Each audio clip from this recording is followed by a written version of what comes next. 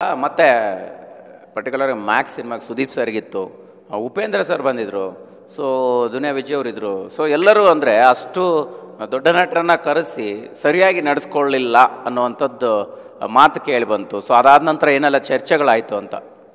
Sir Vijay sir stage ಮೇಲೆ ಮಾತಾಡಿದ್ರು, ನೀವೇ ನೋಡಿದ್ರಿ, ನಾವು ನೋಡಿದ್ದು ಅಷ್ಟೇ, ನೀವು ನೋಡಿದ್ದು ಅಷ್ಟೇ. ಅಲ್ಲಿ ಬೇರೆ ಥರ ಏನೇನಾಯ್ತು ಅಂತ ನಾನು ನೋಡಿಲ್ಲ.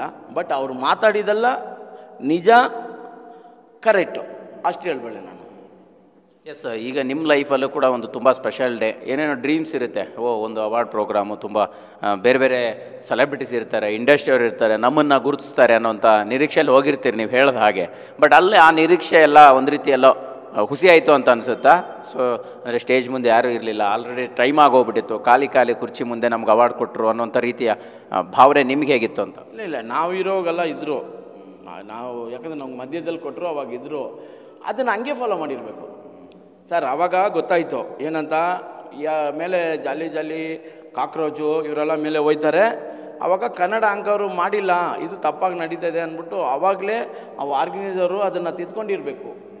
ಅದನ್ನು ಹಂಗೆ ಅವ್ರು ಕೇರ್ಲೆಸ್ ಆಗಿಬಿಟ್ರು. ಅದರಿಂದ ಅವ್ರ ಮೇಲೆ ತಪ್ಪು ಹೇಳೋಕ್ಕಾಗಲ್ಲ. ಸಾವಿರಾರು ಜನ ಬಂದಿರು, ನಾವು ಯಾರ ಮೇಲೆ ತಪ್ಪು ಹೇಳೋದಿಲ್ಲ, ಯಾರ ಮೇಲೆ ತಪ್ಪು ಹೇಳೋದು ಅದು ಹಂಗೆ ಹೇಳೋಕ್ಕೆ ಬರಲ್ಲ. ಬಟ್ಟು ಅಲ್ಲಿ ವಿಜಯ್ ಸರ್ ಮಾತಾಡಿದ್ದು ಕರೆಕ್ಟ್, ಅಷ್ಟೇ ಹೇಳ್ಬೋದು. ಎಸ್, ಇದೆಲ್ಲರ ಜೊತೆಗೆ ನೀವು ಅದೇ ವಿಜಯ್ ಸರ್ ಟೀಮಲ್ಲೇ ಕೆಲಸ ಮಾಡಿದ್ರಿ. ಸೊ ಏನು ಹೇಳಿದರು, ಹೇಗೆ ಅನ್ನಿಸ್ತು? ಅದಾದಮೇಲೆ ಮಾತುಕತೆ ಏನಾಯಿತು ನಿಮ್ಮ ಮತ್ತು ಅವ್ರ ಮಧ್ಯೆ?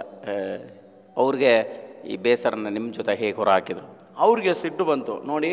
ನಾವು ಅವ್ರದ್ದೇ ನಾವು ಇವಾಗ ಬಂದು ಅವ್ರ ಬಿಂಬ. ನಾವು ನಮಗೆ ಸಿಕ್ಕವಾಗ ಅವ್ರಿಗೆ ಸಿಕ್ಕದಂಗೆ ಒಂದು ಖುಷಿ.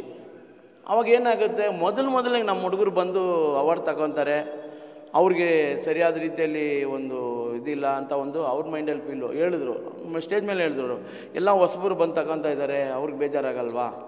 ನಾವು ಬಿಡಿ, ನಾವು ಯಾವಾಗ ಬೇಕಾದ್ರೂ ತಗೋಬೋದು, ಇನ್ನೊಂದ್ಸಲಿ ಅವ್ರು ತಗೊತಾರ ಇಲ್ಲೋ ಅಂಥವ್ರಿಗೆ ನೀವು ಕರೆಕ್ಟಾದ ವ್ಯವಸ್ಥೆ ಮಾಡಿಕೊಟ್ಟಿರಬೇಕು ಅಂತ ಒಂದು ಆಕ್ರೋಶದಿಂದ ಮಾತಾಡಿದ್ರು. ಅದು ಚೆನ್ನಾಗೇ ಇತ್ತು, ಖುಷಿ ಆಯಿತು ನಮಗೂ ನಮ್ಮ ಬಗ್ಗೆ ಅಷ್ಟೊಂದು ಕಾಲೇಜ್ ತಗೊಂಡು ಮಾತಾಡ್ತಾರಲ್ಲ ಅಂದ್ಬಿಟ್ಟು ಒಂದು ಖುಷಿ ಆಯಿತು.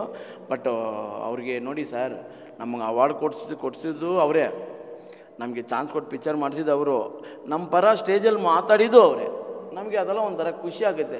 ನಮಗೋಸ್ಕರ ಇಷ್ಟೆಲ್ಲ ಆಕ್ರೋಶ ಆಗೋಗಿ ಮಾತಾಡಿ ಕೋಪ ಬಂದು ಎಲ್ಲ ಮಾಡ್ತಾರಲ್ಲ ಅಂದ್ಬಿಟ್ಟು ಅವ್ರಿಗೆ ನಾವು ಯಾವ ಥರ ರೀತಿಯಲ್ಲಿ ನಾವು ಥ್ಯಾಂಕ್ಸ್ ಹೇಳೋದು? ಆ ಥರ ಒಂದು ಅವ್ರಿಗೆ ನಾನು ಇವಾಗಲೂ ಹೇಳ್ತೀನಿ, ನಾನು ವೇದಿಕೆ ಮೇಲೆ ಅವ್ರ ಕಾಲಲ್ಲಿ ಬೀಳೋ ಥರ ಮಾಡಿದೆ. ಬಟ್ ಅದು ಸಾರ್ಥಕವಾಯಿತು, ಖುಷಿ ಆಯಿತು. ಓಕೆ, ಏನು ಹೇಳಿದರು, ಏನು ಮಾತಾಡಿದರು, ಇದೆಲ್ಲವೂ ಆದ ನಂತರ ಮತ್ತೇನಾದ್ರು ಸಿಕ್ಕಿದ್ರಾ ಅಲ್ಲಿ ದುಬೈನಲ್ಲಿ? ನಮ್ಮ ನಟರು ಬೇರೆಯವ್ರು ನಿಮ್ಮ ಜೊತೆ ಮಾತನಾಡಿರುವಂಥದ್ದು, ನೀವು ಅವ್ರ ಜೊತೆ ಮಾತನಾಡುವಂಥ ಬೆಳವಣಿಗೆಗಳು ಏನಾರು ಆಯಿತಾ? ಸರ್ ಆಗಿದ್ಮೇಲೆ ನೈಟು ಅಲ್ಲೇ ಇದ್ವಿ. ಬೆಳಗ್ಗೆ ನಾವು ಮಾರನೇ ದಿವಸ ನಾನು ಹೊರಟು ಬಂದುಬಿಟ್ಟೆ. ಅವ್ರು ಇನ್ನೂ ದುಬೈಲೇ ಇದ್ದಾರೆ.